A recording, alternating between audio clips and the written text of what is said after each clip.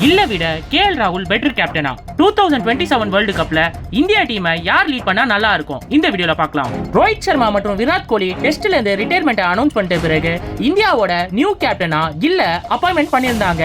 சும்மா சொல்லக்கூடாதுங்க, கில்லு இங்கிலாந்துல சூப்பரா கேப்டன்ஷிப் பண்ணாரு. அது மட்டும் இல்லாம தன்னோட பேட்னாலையும் தன்னோட கேப்டன்ஷிப்னாலையும் இந்தியாவை இங்கிலாந்துல தோக்க விடாம அந்த சீரீஸை டிரா பண்ணாரு. இதனால செலக்டர்ஸ்க்கு கில்லு மேல அதிக நம்பிக்கை வந்தது. ஓடிஐ கேப்டனா இருந்த ரோஹித் சர்மாவை ரிமூவ் பண்ணிட்டு ஆஸ்திரேலியா சீரீஸ்க்கு முன்னாடி கில்ல இந்தியாவோட ஓடிஐ கேப்டனா அனௌன்ஸ் பண்ணாங்க. ரோஹித் சர்மாவை ஓடிஐ கேப்டன்ஷிப்ல இருந்து ஏன் ரிமூவ் பண்ணீங்கன்னு சொல்லிட்டு சோஷியல் நெட்வொர்க் முதல் சீனியர் பிளேயர்ஸ் வரை எல்லாருமே இந்தியன் டீம் செலக்டர்ஸ் குற்றம் சாட்டியிருந்தாங்க. இந்தியாவுக்கு ஸ்பிளிட் கேப்டன்ஷிப் ஒர்க் அவுட் ஆகாது. 3 ஃபார்மேட் விளையாடுற ஒரே பிளேயர் இந்தியா அணியை லீட் பண்ணா நல்லா இருக்கும் அப்படின்னு சொல்லிட்டு செலக்டர்ஸ் ரிப்ளை பண்ணியிருந்தாங்க. கில்லுக்கு ஆஸ்திரேலியன் ஓடிஐ சீரிஸ் சரியா அமையலங்க.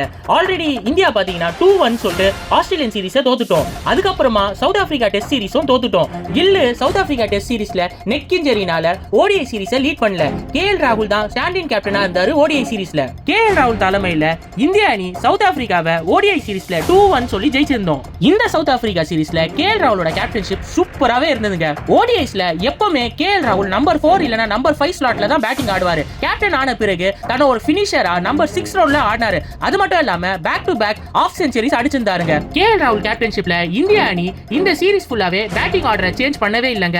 அது மட்டும் இல்லாம எந்த சிச்சுவேஷன்லயும் பேனிக் ஆகவே இல்லங்க. ரொம்ப கூலாவே டீமை லீட் பண்ணியிருந்தாரு. ஒரு விக்கெட் கீப்பருக்கு தான் கிரவுண்டோட 360 டிகிரி வியூ தெரியும். அது மட்டும் இல்லாம ஃபீல்டை ஈஸியா செட் பண்ணலாம். விக்கெட் கீப்பரா பேட்ஸ்மேன் பின்னாடி நிக்கிறதுனால பேட்ஸ்மேனோட மைண்டை ஈஸியா ரீட் பண்ணலாம். அதுக்கேற்ற மாதிரி போலர்ஸை டெலிவரி போட வைக்கலாம். இந்த சீரிஸ் ஃபுல்லா அதுதாங்க நடந்தது. கேஎல் ராகுல் இன்ஸ்ட்ரக்ட் பண்ண மாதிரி தான் போலர்ஸ் எல்லாருமே லைன் அண்ட் லென்த் மெயின்டைன் பண்ணாங்க.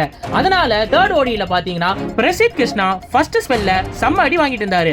அதுக்கப்புறமா கேஎல் ராகுல் இன்ஸ்ட்ரக்ஷன் படி போலிங் போட்டதுனால அவருக்கு 4 விக்கெட் கிடைச்சதுங்க. அதே தான் குல்தீப் யாதவுக்கும் நடந்தது. குல்தீப் யாதவ பிஹைண்ட் தி ஸ்டெம்ப்ஸ் நின்னுட்டு இந்த சீரிஸ் ஃபுல்லாவே நல்லா கைட் பண்ணிட்டு இருந்தாரு.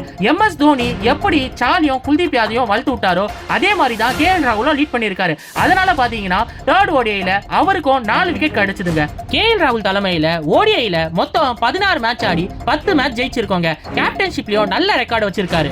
2027 வேர்ல்டு கப்பை விக்கெட் கீப்பரான கேஎல் ராகுல் லீட் பண்ணா நல்லா இருக்கும்னு சொல்ல வரேங்க. அதனால கில்லே நல்ல கேப்டன் இல்லைன்னா சொல்ல வரல. கில்லே டெஸ்ட்லயும் கேஎல் ராகுல் ஓடிஐலயும் லீட் பண்ணாங்கன்னா இந்தியாவுக்கு சூப்பராகவே இருக்குங்க. ஆனா இதெல்லாம் நடக்க போறது இல்ல. பட் இருந்தாலுமே ஒரு ஆப்ஷனா தான் இது நான் சொல்றேன். இந்த வீடியோவை ஃபுல்லா பார்த்த வியூவர்ஸ்க்கு 2027 வேர்ல்டு கப்பை யார் லீட் பண்ணா சரியா இருக்கும்னு சொல்லிட்டு கீழே கமெண்ட்ல சொல்லுங்க.